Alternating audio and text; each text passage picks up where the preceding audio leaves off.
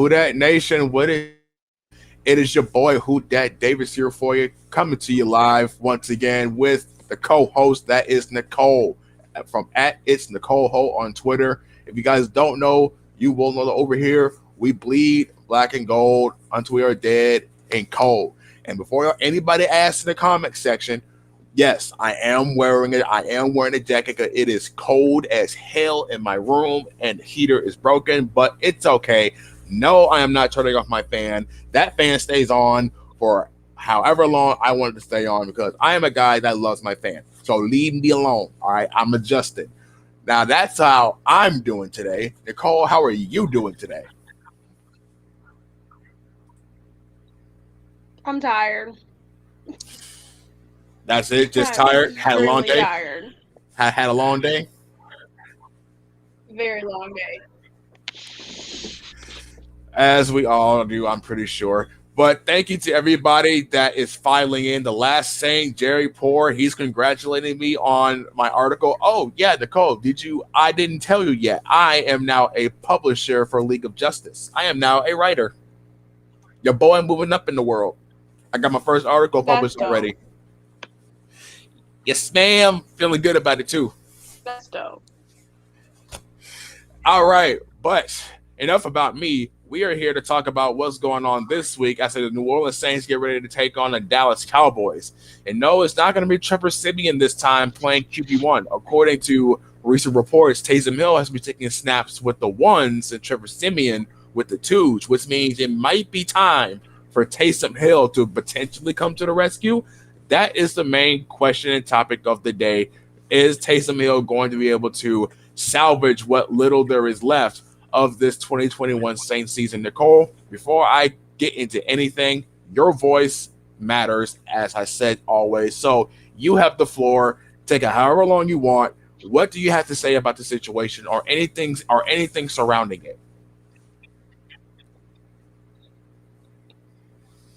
it? Honestly, Taysom Hill can't save this shit. Who he gonna save it with? We ain't got nobody. That's my literal whole take. Like, yeah, we got Mark Ingram coming back from his knee injury, but that's literally it. Like, Taysom Hill can't save this whole damn team. Would it be fair to say that Taysom Hill provides a different kind of dimension to the offense that is probably much needed?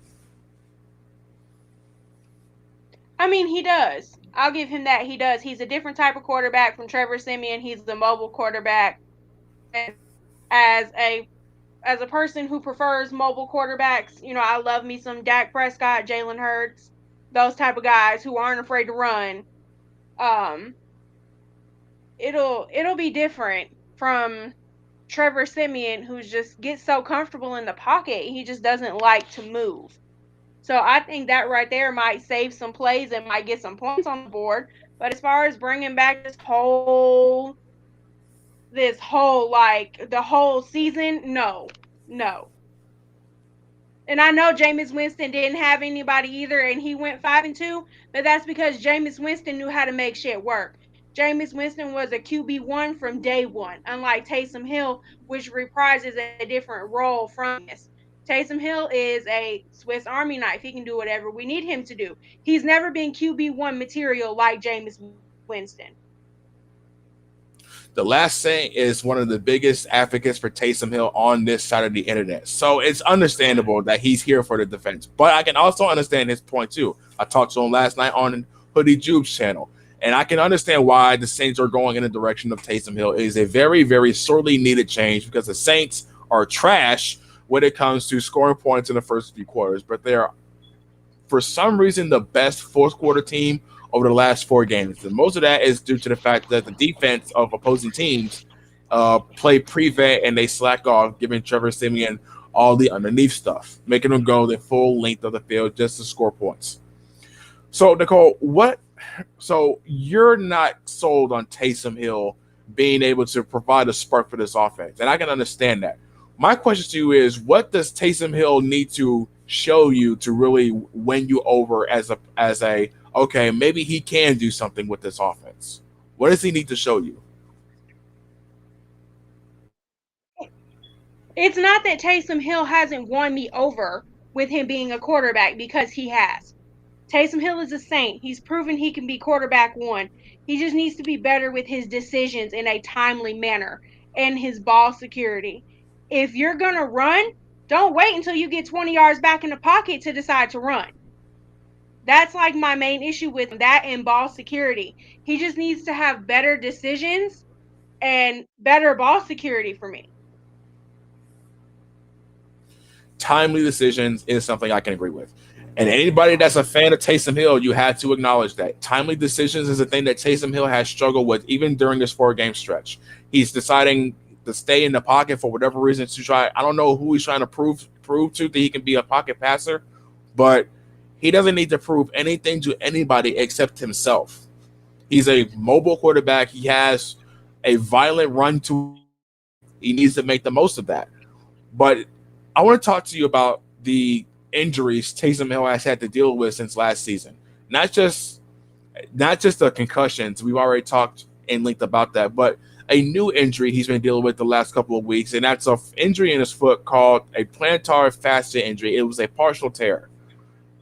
James Drew Brees dealt with this type of injury. It was a full tear in 2015 and last year in 2020. Apparently, a partial tear is more painful than a full tear because you feel it more. Do you believe this fiscia tear will come back to haunt Taysom Hill if he ends up being the QB1 going forward for the rest of the season?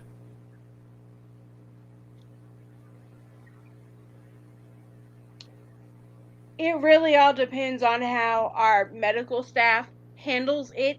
I'm guessing that in our because the O line to constantly have Taysom being away or being hurt, but we have really, really valuable people right now that are out from our offensive line. So Sean's gonna have to throw in some type of plays where Taysom just can't always be the target that he's gonna be being quarterback one. I feel like if we keep Taysom safe, he'll be fine. If we don't push him or like have him doing some risky, stupid shit, he'll be fine. You you mentioned just now about protecting Taysom Hill. The offensive line is going to be potentially without Teron Armstead and Ryan Ramczyk because Ramczyk did not practice today, and this was what a main strength for the Saints going into this season to begin with. So if Ryan Ramczyk and Teron Armstead are both unavailable, how much of a strain will that put on Taysom Hill to be able to deliver a win to keep the Saints' playoff hopes alive against the Cowboys?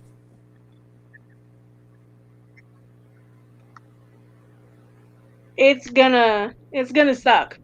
And people say that I'm being negative, I'm not being positive. I'm not being negative, I'm being a realist. When you have your best tackle, your best guard, your best center out, and you don't have like anyone really good, I hate to say it like that, really good to step up and take their position, it's hard. Like your offensive line is one of your key makers in a football team. So it's like if you can't protect your quarterback, then what the fuck can you do? So we need guys like Ruiz and Hurst to really step up this week and get their shit together to protect Taysom. One random note that Ruiz has been god awful so far this year, and that's coming from a guy that's been rooting for Cesar Ruiz for the longest time because I think he's in an unfair situation. I've been saying it for a while. He's in an unfair situation. This is part of the Saints' problem. The Saints have this whole thing with trying to draft young offensive linemen and convert them into different positions that they're not comfortable with. And just Pete being one, and now we're seeing another in Cesar Ruiz. He is a center. He is a former center out of Michigan. Who he has played all 4 seasons with Michigan as a center, and they draft him to play right guard to replace Larry Warford. And that's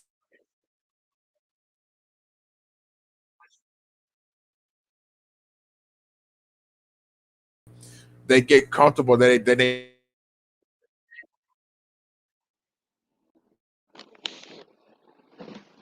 not familiar with and expecting results.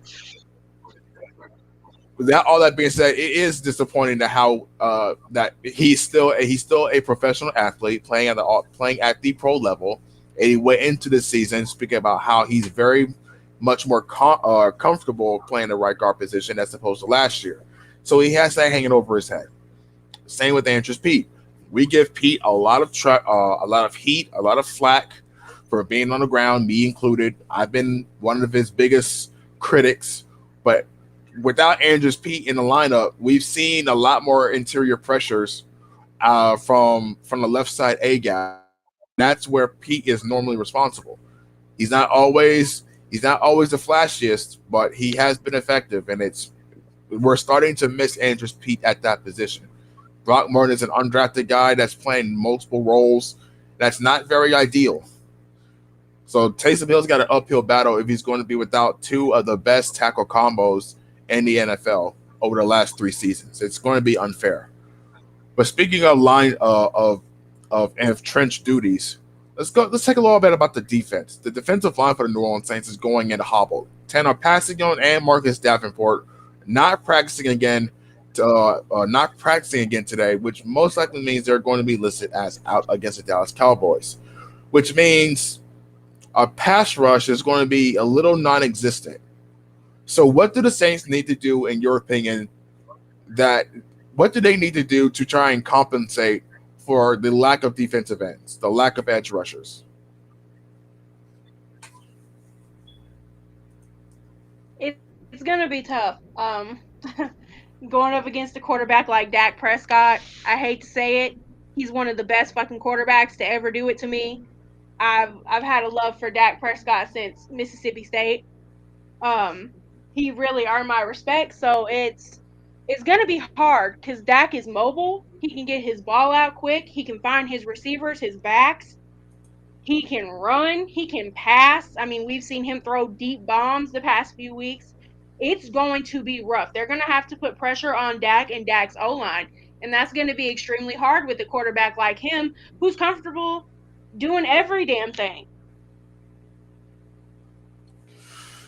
That being said, the Cowboys have been on a decline. They've lost three of their last 4 games. The most recent one against the Las Vegas Raiders, and in their own home building. And now they got to go on the road to take on a very desperate New Orleans Saints team.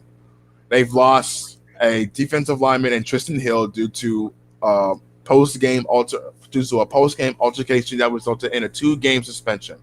They are hurt on the offensive line. They're going to be without their starting left guard and potentially their right guard. They're still without Tyron Smith as well. The Cowboys in the secondary have been susceptible to double moves and giving up yards after the catch. Both things that Deontay Harris and Lil Jordan Humphrey specialize in, respectively. Harris with the double move, Lil Jordan Humphrey with the yards after the catch. So the biggest thing here, Dallas is going to be without their head coach, Mike McCarthy. And it's going to be up to Dan Quinn to take over play calling duties. And he's 4-6 in total against the New Orleans Saints, which is really good in terms of coach personnel. You already have an advantage there. They're also going to be about 8 other people. We don't know the details on those 8 people yet, but I'm pretty sure those are going to be soon. So the Saints are coming into a position where they can take advantage of all this if it comes down to execution. But Nicole, what other issues have you seen with the Dallas Cowboys that probably myself and other people haven't realized yet?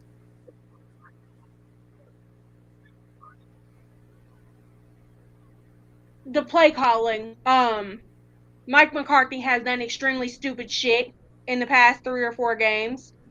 And had all of his players say the same thing that I'm saying now. Why are you calling stupid fucking plays when it takes a field goal to tie a game? It takes a field goal to win. So why are you trying to get it on, like, say 4th and 3 when you have like a 42-yard field goal in fucking range? Explain that. Well, I do want to give one piece of clarity. Mike McCarthy really hasn't been calling the offensive plays for the Cowboys. It's offensive coordinator Kellen Moore. So if we're going to have anything to say about the That's offense too for the much. Cowboys, it is Kellen Moore. but you do make some valid points. The play calling has been a little suspect. But I want to talk about the matchups. It's time to talk about what kind of key matchups we need to be looking out for in this game coming up with the Dallas Cowboys. What kind of matchups do you expect to be the the matchup to watch in this game? Would it be receivers like Amari Cooper against Marshawn Lattimore? What are you looking at specifically?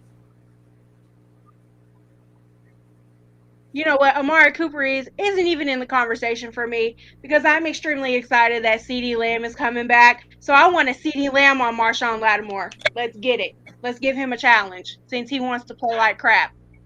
Give him a good receiver.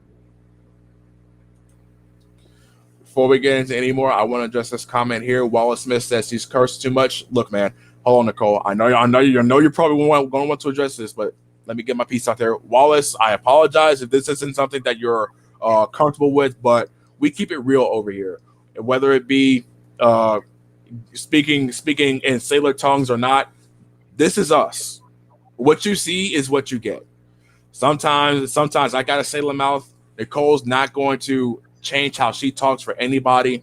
This is what you're going to get over here. We talk real educated opinions and in a format that makes that speaks to us.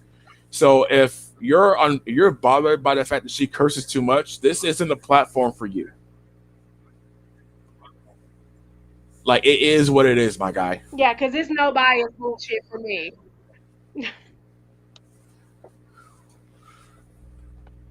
That goes the same for anybody else.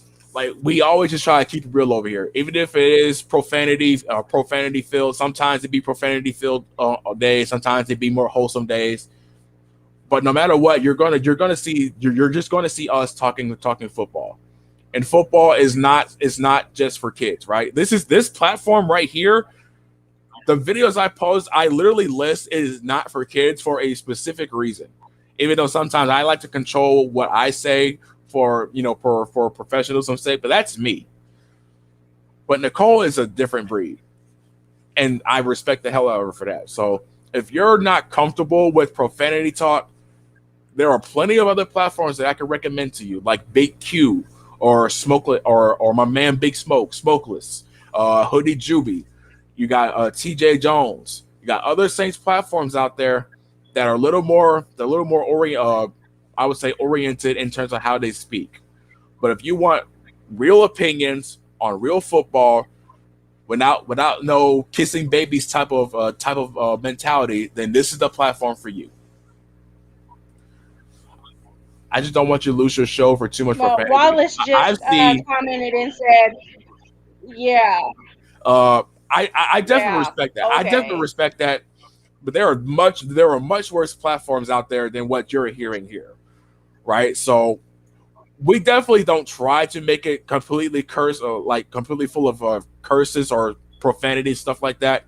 It just, if it comes out, it comes out. We just try to keep it real and professional and respectful as much as possible. On top of that, so I can definitely respect that. I'm sorry if it's uncomfortable for you, but it is what it is, guy. I'm sorry, Nicole. I'm not. There we go. Nicole ain't sorry about nothing. Nicole's gonna say what she has to say and what she feels, and it's gonna be that. Because let me tell you something. I'm a woman from Louisiana. We don't give a fuck about anything. I've been dealing with these things since I was born. It's there. I'm unwholesome, as I'm called on Twitter. I'm an unwholesome Louisiana woman who likes to fuck up men. So it is what it is. With that being said, we have our linebacker. We have Slim South 504 saying our linebackers better defend the middle of the field. You know what? I want to address this comment right here because it is absolutely true. The Saints have been giving up a ton of plays over the middle of the field over the last 4 games. Now, that last week against Buffalo, we haven't seen that as much. And shout out to the Saints secondary for addressing that area. But this is a concern. Linebackers have to defend the middle of the field a little more than they have been. But you can also make the case that the DBs for the Saints need to do a better job and not getting caught flat-footed and being stuck in a trail position going into the middle of the field with over routes and crossing routes or deep posts. Like they get in trouble when they get caught in a trill technique. I think the only person that can do a trill technique effectively is CJ Gardner Johnson. He's still on IR. But another matchup that I'm looking at, you said Marshawn Lattimore and CD Lamb to give Marshawn Lattimore the best type of competition. I can definitely see where you're coming from with that. I want to see who Paulson and Debo gets matched up with, because if what you said comes true and Marshawn Lattimore gets put up against CD Lamb, Michael that means Gallup. Michael Gallup. Are you sure about that? I'd rather him see. That's I'd what rather I be want to see. Amari That's my Cooper. personal opinion. I don't know personally if would rather see Amari him Cooper on. is champion though. Is he? It's a good point. Is he? I mean, I haven't seen anything that says he won't They play. said he was in the building today, but they said he is extremely asymptomatic and he still has a cough. He has not fully cleared COVID protocols yet, but he's in the building. That's a concern. Why are they doing that? Explain that. That's Explain that. suspect. That's suspect, chat. That is suspect. But if that is the case, then we might see Paulson and Debo on Michael Gallup. And I think Michael Gallup is going to have to take Paulson Debo's lunch money if he doesn't have his head on straight. Because Paulson Debo has been susceptible to double moves, all dating all the way back to the Giants game where Kadarius Toney was just routing him up.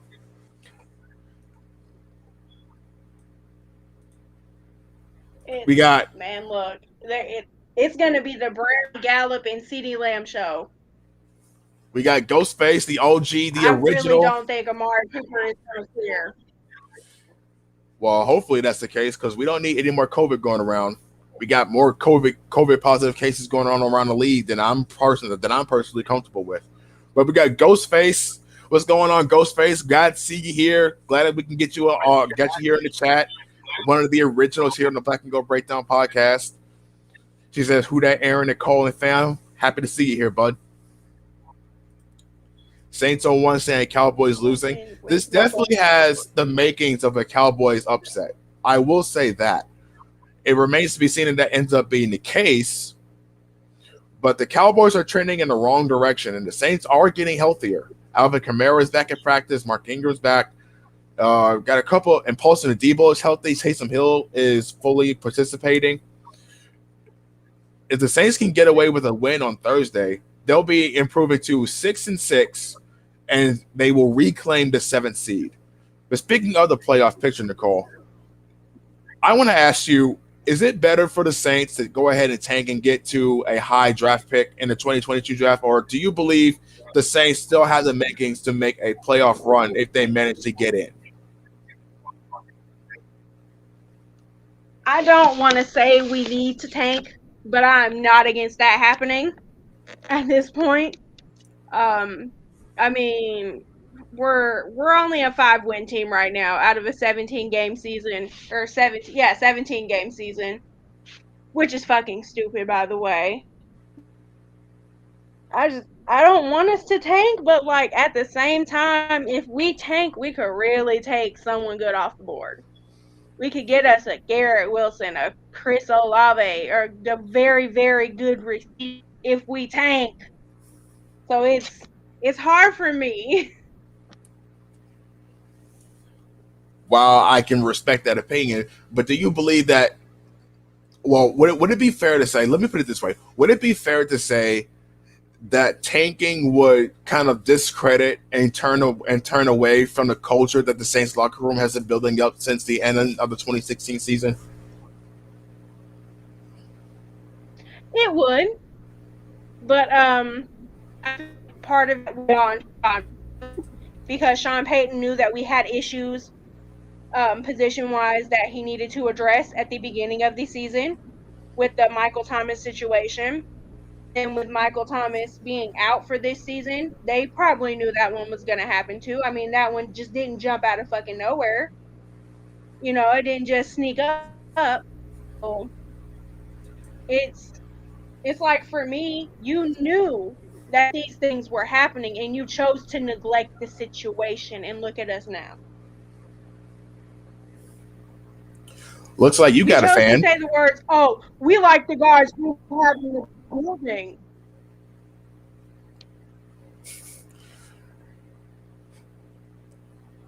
You're definitely right, but I definitely want to say that you got a fan. Hey, you got a fan. I love you too, April. Ghostface Gorilla says, "I just don't think tanking is in our DNA." I agree. I agree with this comment. I don't think it's in our DNA. I don't think it's in our DNA either. I think the Saints are still a wild card team. They may not be the flashiest team, but I think they'll get in. The Saints are currently 5-6. If they go the rest, if they can win, if they win, then at least another 5 games. I think if they win Thursday, right? If they win Thursday, they improve to 6-6. If they can win another 4 games after that, then if they win in like the last 4 games after that, then the Saints can sneak in as a 11-6, maybe even 10-7. They could possibly even get in at 9-8. Like that's how bad the NFC is outside of the Rams, the Cardinals, the Packers, the Bucks. Like it's You're that talking bad. like the Rams are good. Well, they're better than the Saints. The Rams are ass. They are, but we're worse right now. And then granted, it's only because of injury, but they're still better than us. So I have to give them their just credit. But the Rams are on a decline too. They've lost back-to-back games so far, and it's very concerning, especially the last 2, considering that OBJ was on the team. And I've seen a lot of force feeds with the Rams trying to force Man, feed. fuck that dude. Just trying to force feed OBJ and get him involved in the passing attack of the offense. Rose City says, "Who that man? What's going on, Ro?" See, if he just would have came to New Orleans, he wouldn't have had that problem.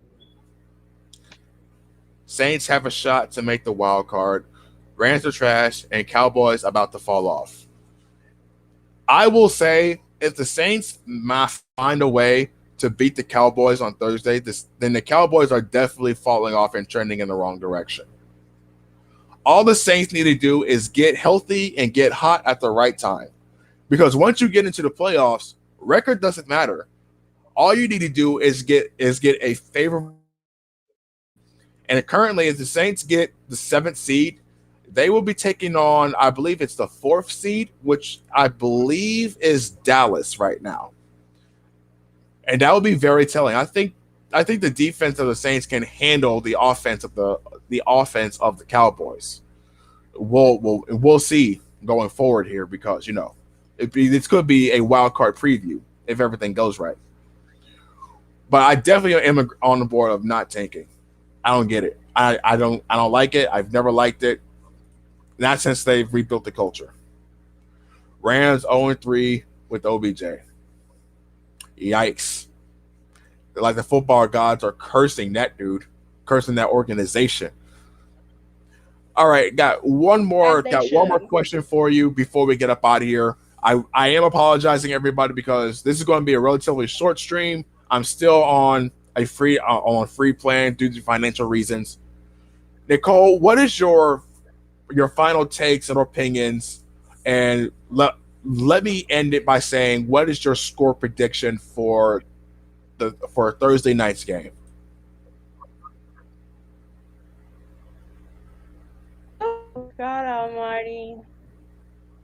I'm going to go 17-10 New Orleans. I'm going to give us the benefit of the doubt. Even though my man CeeDee Lamb is coming back, and if you know me, you know I'm a CeeDee Lamb stan. I love me some 88. But I got to go New Orleans. I feel like Taysom Hill's going to come in and change some shit. So 17-10 I Saints. think random thought. I think you're just more in tune with guys with dreadlocks. That's just me though. You might be just in the dreadlock guys. And CeeDee Lamb's got a full head of hair of it. It's a wide receiver position in general. Fair enough. By the way, guys, she's also the biggest simp I know for John Morant. If you guys don't know who John Morant is, I'm watching the Grizzlies game right now. See, watching him on the sideline eat his snack. She's a simp. She's a simp for dude. But that's it. That's all for today's show regarding the Saints and the Cowboys. This Saturday, we will not be here because your boys got a date. Your boys got a date going on this weekend with a queen. So I will not be here, but I will be talking on Twitter before I end up getting busy. Thank you guys for checking out the Black and Gold Breakdown podcast show between the Saints and the Cowboys. Tune in Monday as we bring on the post-game show. Hopefully we come here with a W because we definitely need a W. It is very, very sorely needed because I want to see sports media go up in flames. I want to see everybody lose their goddamn minds over the Saints beating the Cowboys. It's going to be funny, especially Shannon Sharp and Skip Bayless on Undisputed. I want to see that happen. I want to see what Shannon Sharp does to Skip Bayless if the upset happens. But that's it. That's all from me and Nicole. Once again, check us out Monday for the post-game show between the Saints and the Cowboys. It's going to be a fun time. I still have a couple of videos in the draft in my files here. I'm going to upload. There's some audio issues I need to check out. So if you guys see me in a different kind of outfit, you know why. But thank you guys. As always, it's Black and Gold. Until we are dead and cold, we will see y'all Monday. Nicole, send us off. Bye, guys. Have a good night. Stay blessed.